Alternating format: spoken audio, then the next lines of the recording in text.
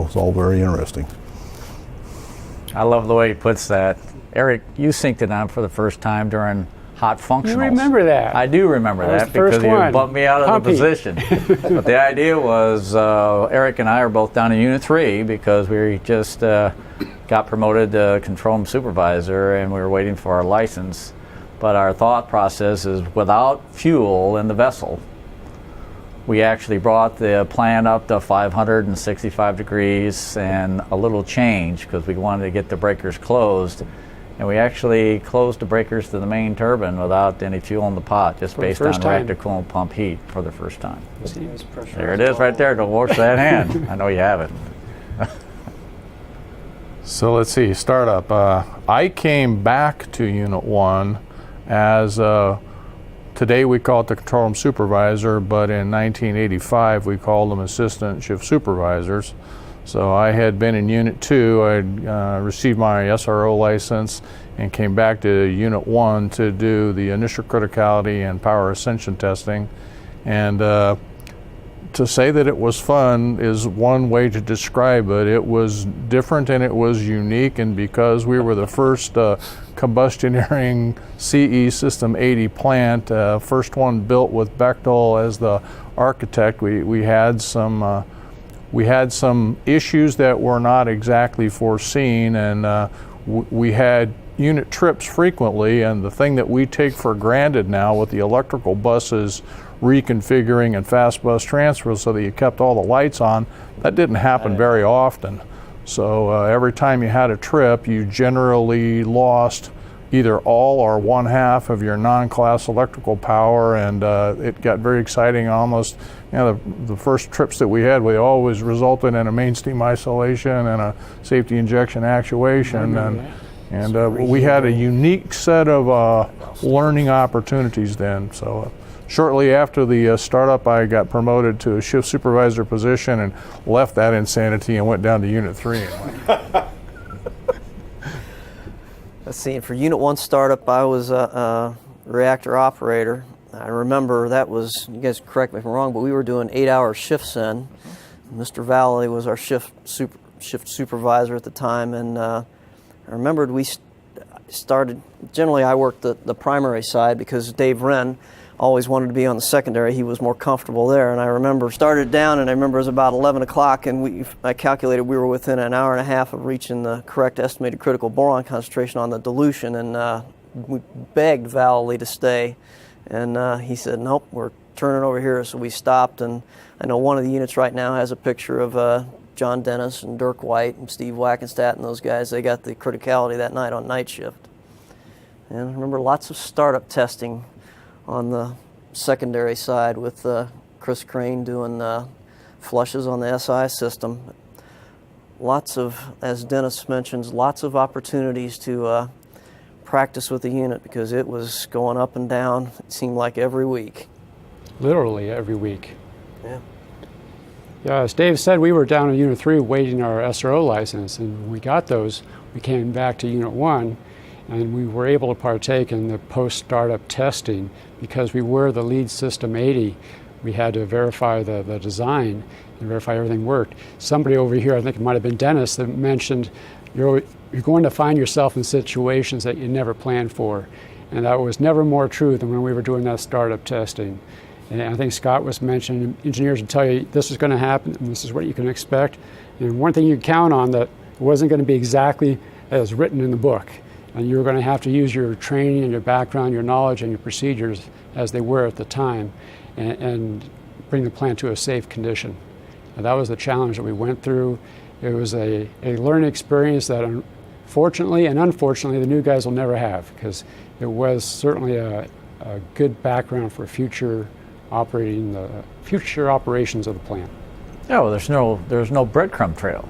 We were doing things for the first time. Right. And that was, you pretty much had to sneak up on it, or you had to be smarter than what the systems were going to do to you so you could actually put the plant in safe condition. You had to understand the systems at that time. You really had to know them so you could put the plant in a safe condition. Remember our procedures back then? Yeah.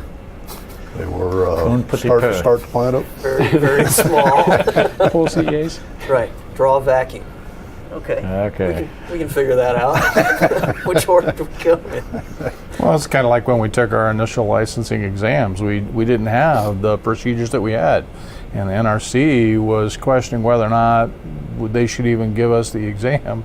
I don't know who it was, but made the statement that they don't need the procedures, that they know the plant so well.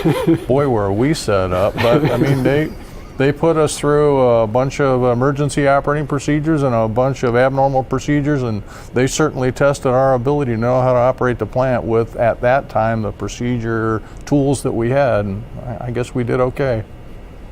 I think we did 12 for 12 on the license class, the ROs. Absolutely. God, it was fun. It was fun. History plus new plus change equals the Palo Verde way. It's one of the many themes we've used as we've talked about the importance of nuclear power and ensuring that we focus on safety and safety culture and generation at the site. History is kind of an interesting area. If you start thinking about 25 years of commercial operation, I'd like to take you a little farther back. I want to take you 40 years back, when somebody said, let's go build the largest nuclear station in the desert, and let's make sure that its cooling water is made with wastewater from the city of Phoenix. Can you think about that? 40 years, or in the first time frames when it started, let's take it back to the late 1960s, 1968, 69, 1970. It's a long time for a lot of us, not so long for others. You're going to meet for quite a bit of people in this video that were involved in the initial constructions and thoughts, initial commercial operations. What a chance for history plus new plus change equals the Palo Verde way. What a chance to learn a little bit about our history from these people who were looking at that and making sure that was happening. So let me take a minute though and put that 40 years before commercial operation in perspective. LBJ was president. Martin Luther King was assassinated. Robert Kennedy, the brother of John F. Kennedy, was also assassinated. Shortly after that, Nixon was elected, and we created the Environmental Protection Agency. Greenpeace was then created shortly thereafter. Nehru Jackets was a piece of article that people liked. It lasted about 32 minutes. Randy Eddington was a sophomore in high school. Now, that's not such a major milestone, is it? Let's move you a little bit farther. It's 1984. We're still not at commercial operation at this plant. And you think about what's going on there just a little bit. Let me just give you an example. I was the operations manager at a nuclear power plant. And since I held such an important position, they gave me a portable phone to work with. It was a battery, a case about this big. It weighed about 16 pounds. And if you didn't use it, it was good for 16 hours. What a portable phone. You go back in today. Back then there was no iPhones. There was no iPads. And for me, there was no granddaughter who's 20 months old to teach me how to use the iPad. There's just so many things that's changed from when the thoughts happened. Somebody decided to build the largest nuclear power station using wastewater in the desert. Well, come meet some of those people. It's a fantastic opportunity to learn a little bit of our history, but also we'll move to later new and talk about going forward and how we're going to take that legacy and make sure that we safely and efficiently generate electricity for the long term. My name is Gil Vasquez. I've been here 26 years. My favorite story probably has to be first year I was here working a swing shift and came out of Unit 2 turbine building and walked into the old maintenance shop and ran into Mr. Ed Van Brunt. It was Christmas Eve, and he was out there going around thanking everybody for putting their time in, and I was impressed. That's one story that sticks with me. Well, I'm very proud of that plant. I really am. I can go out there and point to a million things that I made the decision to do that versus this, whatever. Those options came to me every day. I had great people working for me. They didn't mind getting overruled. They didn't mind getting questioned. They all were very interested in making that the best plant. We had tremendous esprit de corps during the engineering construction phase, within my own organization with the Bechtel people.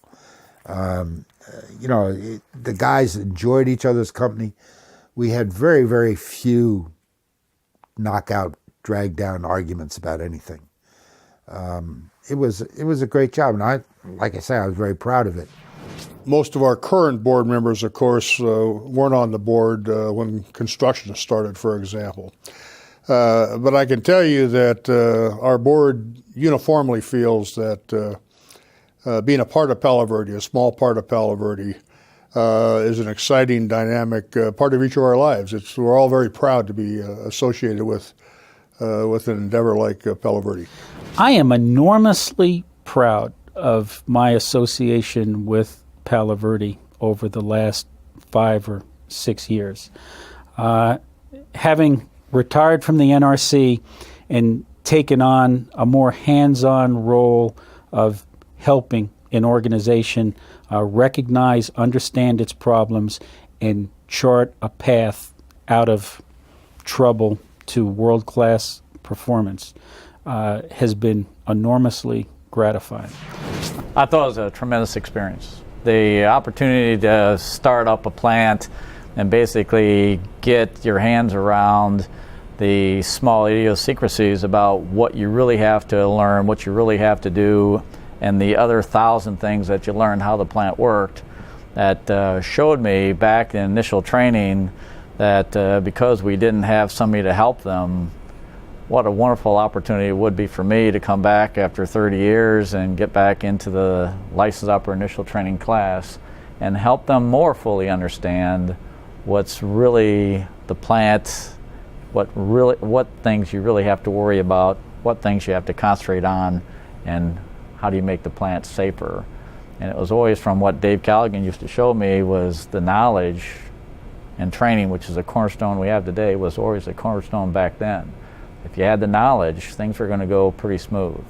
And there are some other shifters that really would just push forward anyway without really knowing exactly what's going to happen. And they really revealed what a bad idea that was. I feel pretty good about turning over to the new culture, the new group. I think we've done a lot to prepare Palo Verde for that turnover. I think we've passed on a lot of knowledge.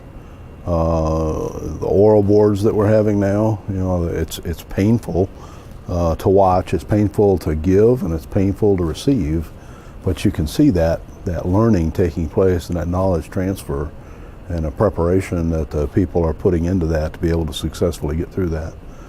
So I think we're doing a good job, I believe, passing on that information. Now, you can look around a control room on any given day today and ask yourself how many people in there have ever seen a reactor trip, a real one, okay? And there's not gonna be too many hands going up. So there's gonna be some interesting times going forward. But the thing I think they have to remember is to train like you operate and operate like you train. And those things will come quite naturally once your knees stop knocking together. The first time rod bottle mites come on at 100% power. Take a very deep breath. Okay, yeah, take a deep breath and give you a chance to relax a little bit. But do train like you operate and operate like you train, and it'll come. I'm proud to be first, proud to have lasted this long, proud of what we've accomplished. I'm confident of the new kids, the new people. They've accepted the challenge. They're doing well. You get them up on shift after they go through the training program, and they have varied backgrounds, but they want to learn. They're sponges. They're a lot like we were. The atmosphere is different. The circumstances under which they learn is different. They're not so the plant's not maneuvering on its own the way it did before, but they're prepared, so I'm confident of that. And the last thing is I'm ready to turn it over to them. You work shift work since the time we all joined the Navy in the early 1970s, and here it is 2012, and that's a lot of night shifts. So I'm proud, confident, and ready to turn it over. And I agree with Dennis. I am proud of what we did. We learned a lot.